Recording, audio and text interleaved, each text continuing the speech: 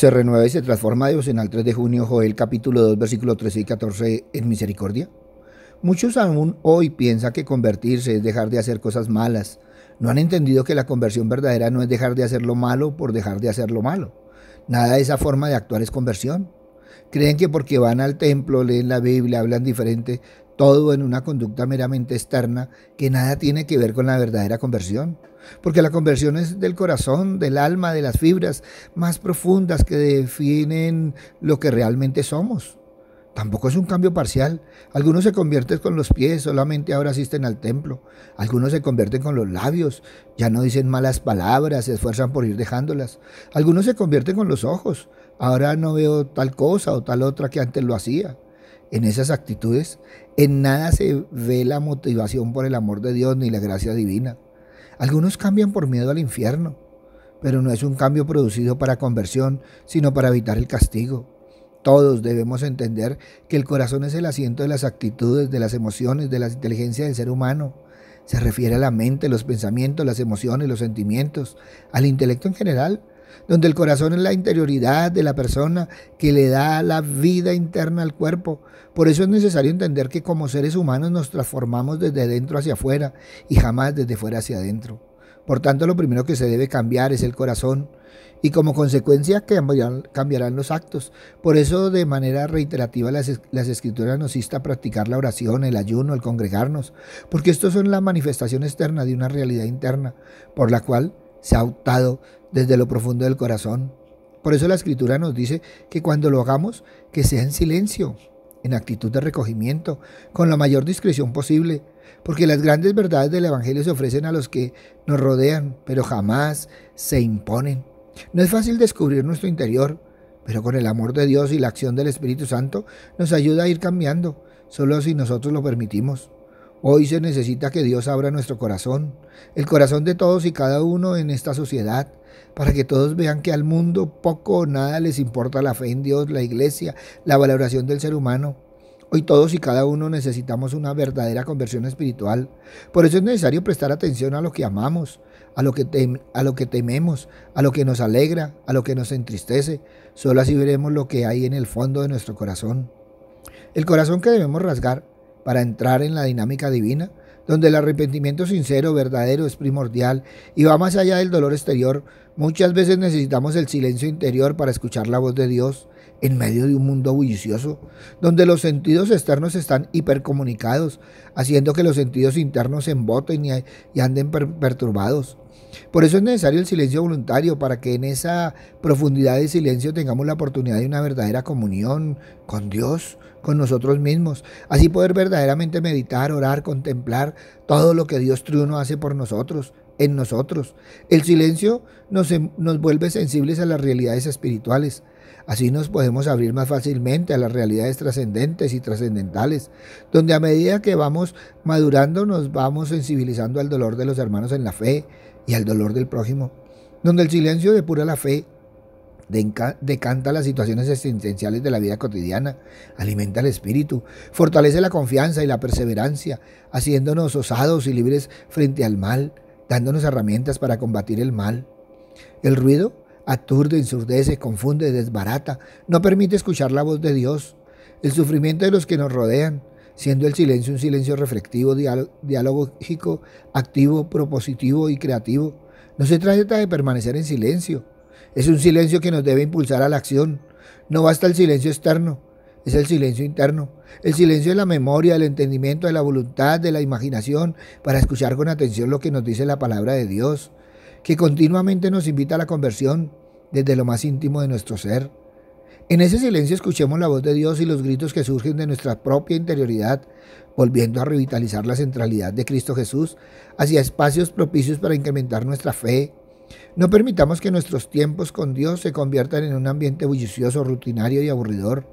Al crecer en el amor a la palabra de Dios, veremos cómo Dios va haciendo la obra en medio nuestro. Permitamos que nuestros sentidos externos descansen de tanta información falsa y sin sentido. Dejemos que desde nuestro interior fluya la voz de Dios. Dejemos que buscar fuera a quien ya habita al interior nuestro. Solo hagamos silencio para poderlo escuchar. Y es por todo esto que la palabra de Dios nos insta a un cambio total del corazón, a un cambio total de todo nuestro ser, a tal punto que es pasar de muerte a vida.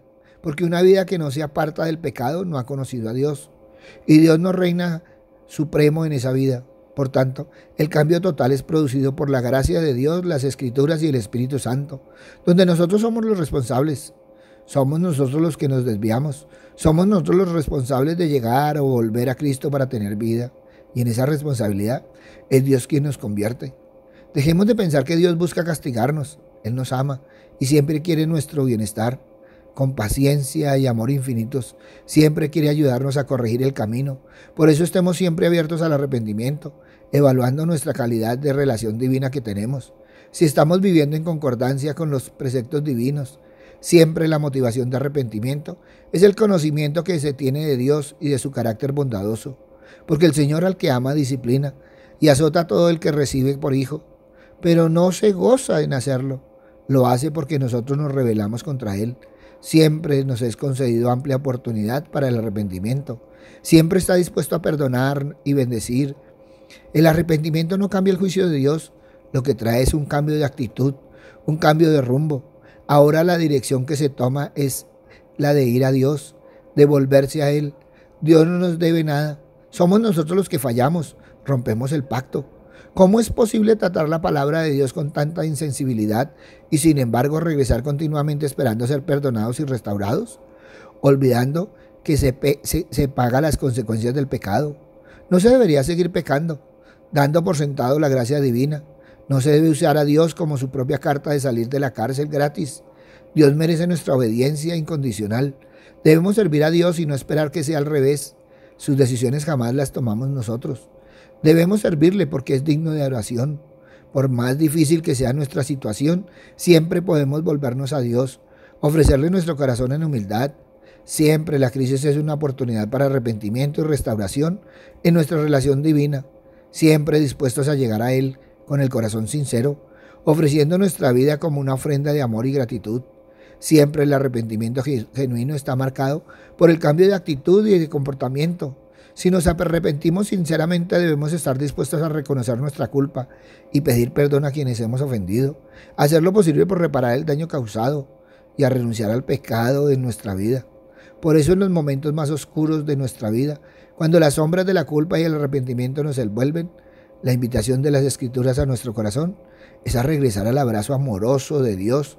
Descubramos que incluso en nuestra fragilidad hay un camino hacia la redención, donde esa chispa de luz que parece distante puede renacer, recordándonos que cada lágrima derramada puede ser el comienzo de una nueva bendición. Aprendamos a ofrecer nuestra vulnerabilidad como una ofrenda sagrada y a confiar en que su misericordia es más grande que nuestras faltas. Ante esto, evalúa hoy en misericordia. Papito Dios, gracias Señor Padre misericordioso, porque una y otra vez nos exhortas, Padre amado.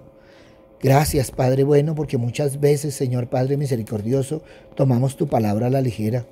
Por eso, Padre bueno, hoy te alabamos, te bendecimos, te glorificamos y te damos gracias, Señor, porque cada día entendemos más y más lo que tú has hecho en nosotros, con nosotros y por nosotros. Cada día entendemos más el sacrificio de Cristo, Padre misericordioso, y el amor que tu Hijo ha tenido por todos nosotros. Papito Dios, pero cuánto más entender, Padre misericordioso, todo el proceso que el Espíritu Santo ha hecho, sigue haciendo y hará en nosotros, Padre bondadoso, para que lleguemos más cerca de ti, Padre amado, para que estemos contigo, Padre misericordioso, para que caminemos de la mano bendita tuya, Padre amado, en este mundo, de la mano de tu Hijo, guiados y protegidos por el Espíritu Santo a la luz de la palabra. Por eso, gracias, Padre bueno, gracias, Padre amado, en el nombre de Cristo Jesús, para gloria y alabanza tuya.